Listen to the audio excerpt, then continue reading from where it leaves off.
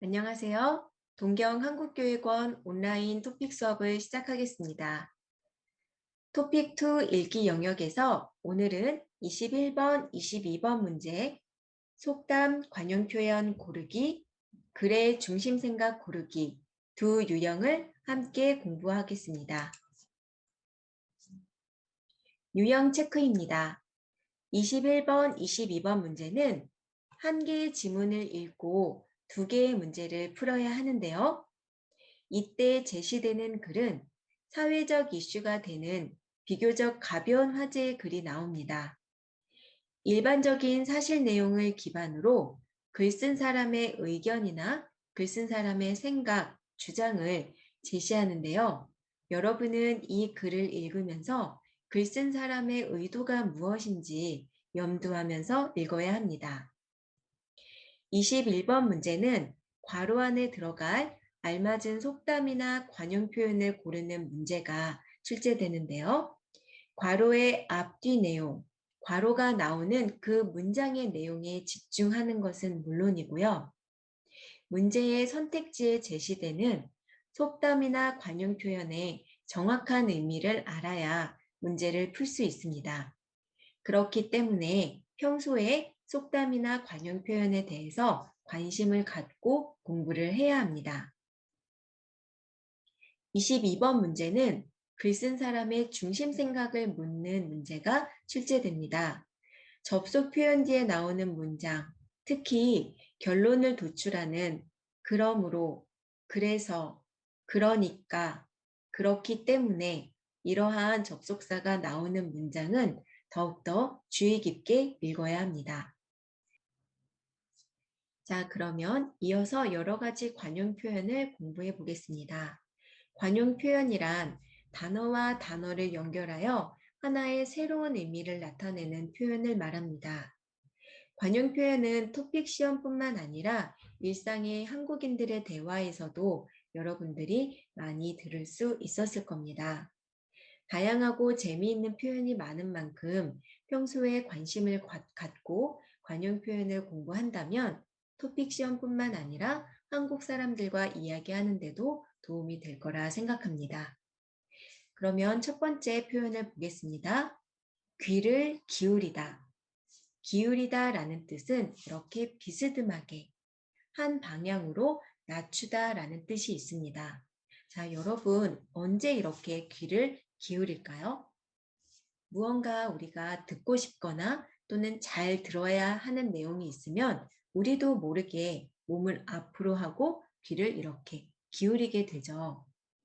귀를 기울이다 라는 뜻은 다른 사람의 이야기를 집중하여 잘 듣다 라는 뜻이 있습니다. 예문을 보겠습니다.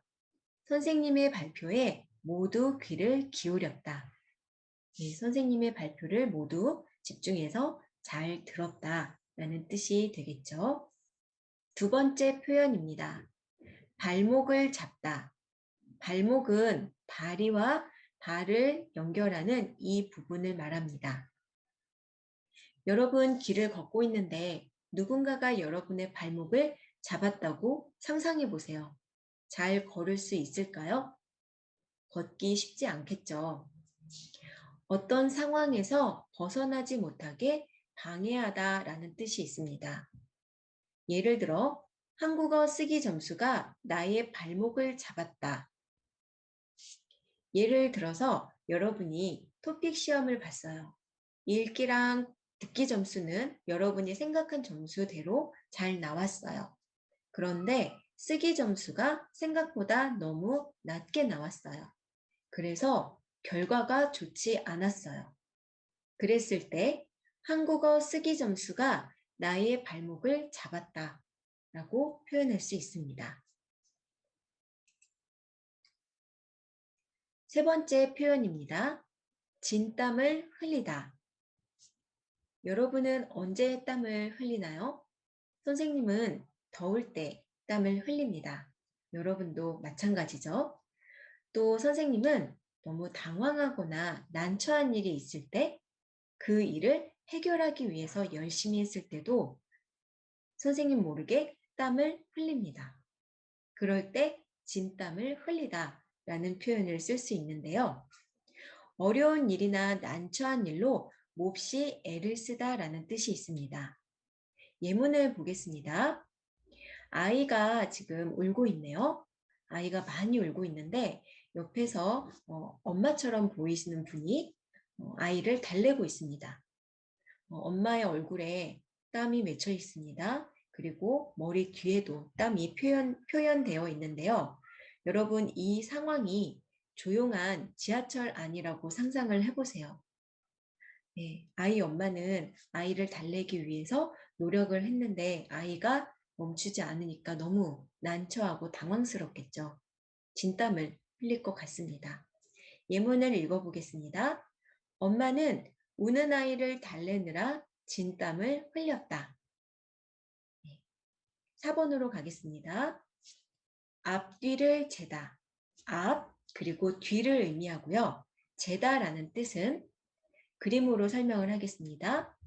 자와 연필이 있는데요. 선생님이 이 자로 연필의 길이를 잽니다.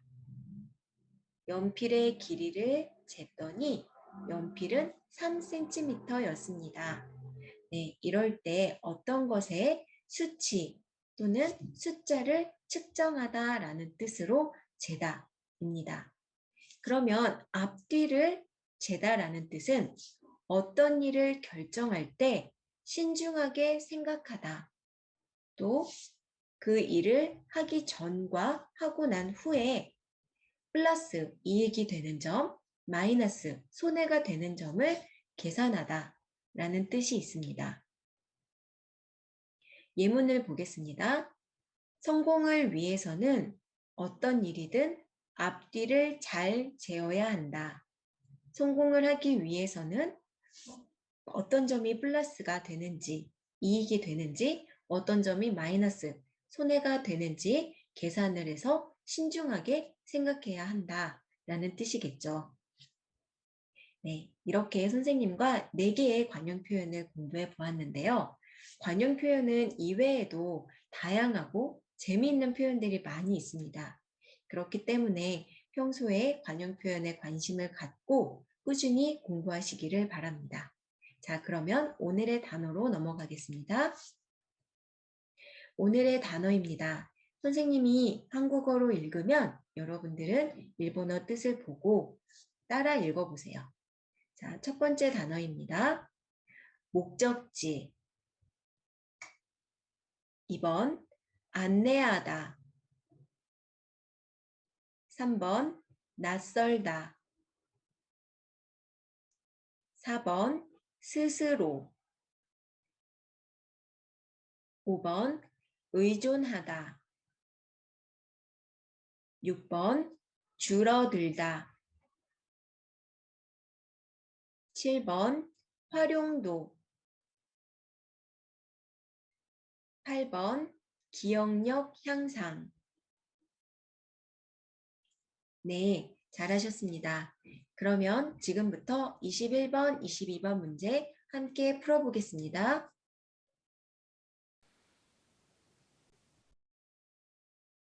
(64회) 읽기 영역의 21번, 22번 문제 풀어보겠습니다. 선생님과 문제를 함께 풀기 전에 영상을 잠시 멈추고 지문을 읽어보세요. 그러면 함께 풀어보겠습니다. 21번 문제는 괄호에 들어갈 알맞은 관용 표현을 고르는 문제입니다. 그리고 22번은 중심 생각을 고르는 문제네요. 함께 읽어보겠습니다. 내비게이션은 목적지까지 길을 안내해주는 기기이다. 내비게이션은 우리가 가고자 하는 곳, 우리가 가고 싶어 하는 곳까지 길을 알려주는 기계이다. 내비게이션은 어디에서 볼 수 있을까요? 네, 자동차 안이나 택시 안에서 우리는 내비게이션을 볼 수 있습니다.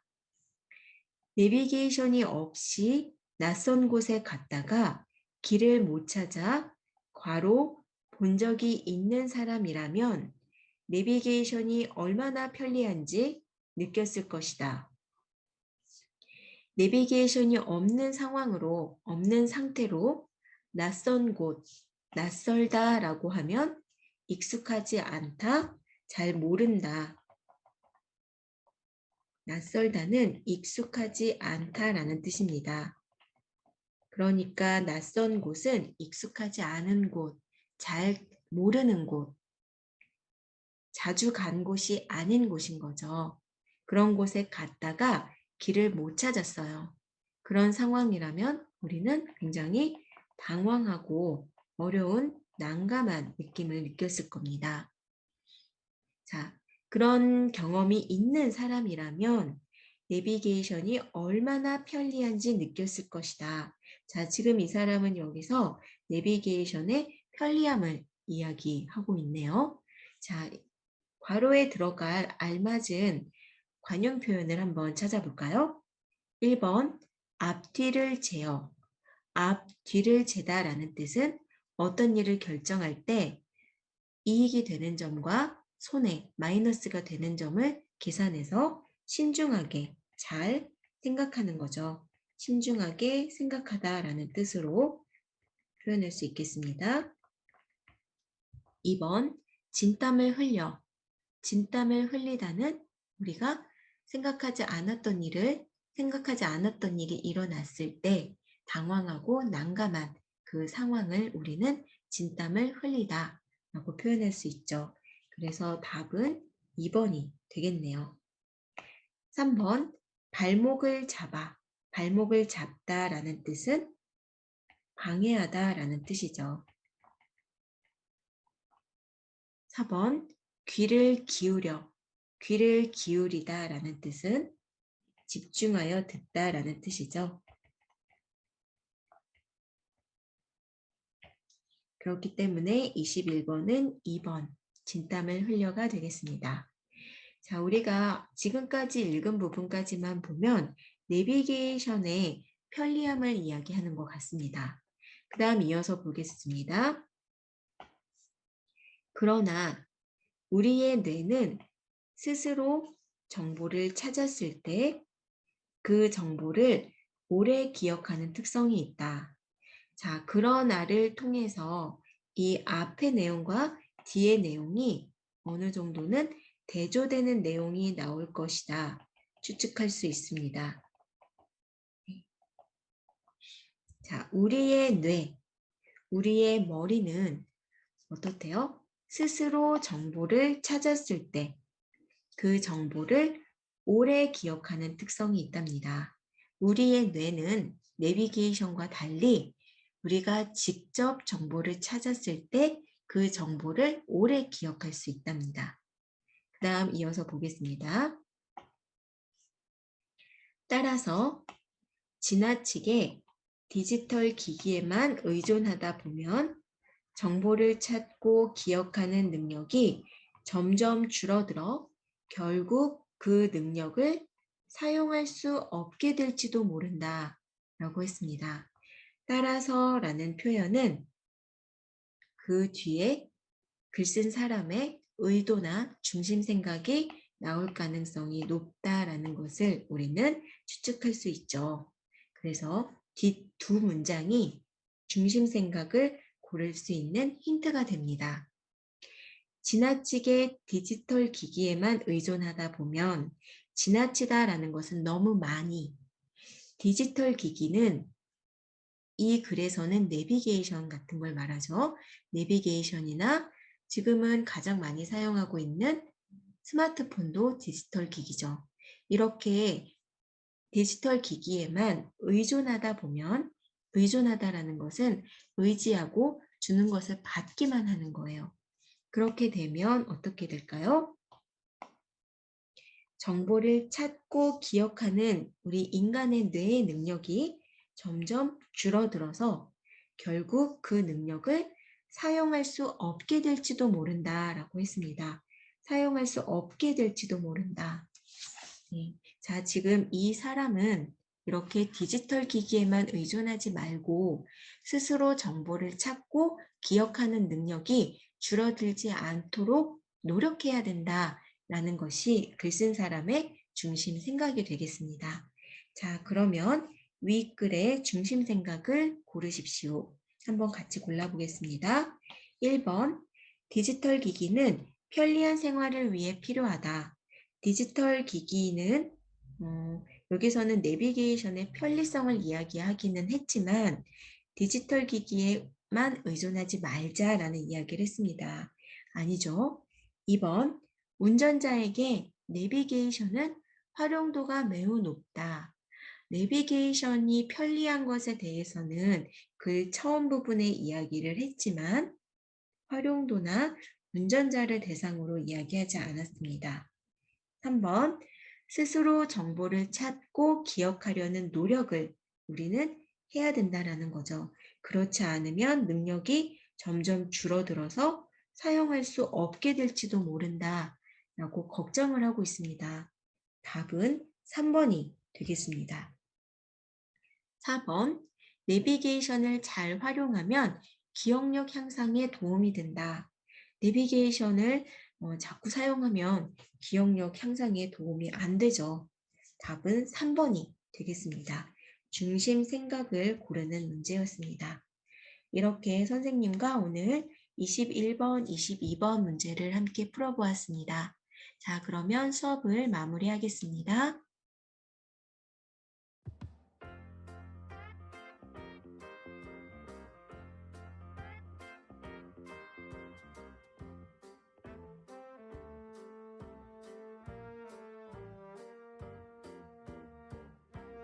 자, 이렇게 오늘 토픽2 읽기 영역에서 21번, 22번 문제를 함께 공부해 보았습니다.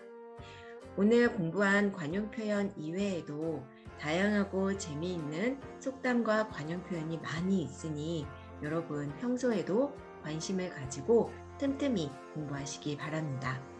오늘도 수고 많으셨습니다. 그럼 안녕히 계세요.